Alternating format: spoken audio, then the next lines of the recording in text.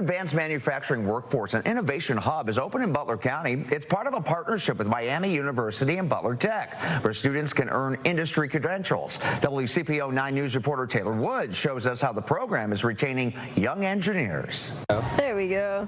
Hands-on learning and a direct path to careers. I've had some hands-on experience doing like circuit analysis, that's wiring breadboards. High school students at Butler Tech have the opportunity to earn an associate's or bachelor's degree thanks to a partnership with Miami University at its Advanced Manufacturing Workforce and Innovation Hub. They're learning everything from code languages to 3D printing. You can write code to get it to do basically whatever. Students say the new building is state-of-the-art compared to the old building. I walk around, it's like there's $200,000 of equipment in this lab. From high school to college, leaders say this is a one-stop shop preparing students for real jobs and a growing fast workforce. So students can get an education, they can get the credentials, and they can see what the job opportunities are. The 300,000 square feet hub just welcomed its first class in the building last week. Butler Tech is sending 50 students per grade level, and we're hoping to increase that number by another 25 to 50 students here in the next year or so. The program is looking to expand in information technology over the next few years, and some community members say it will bring more businesses and jobs to the area. Very exciting. So from an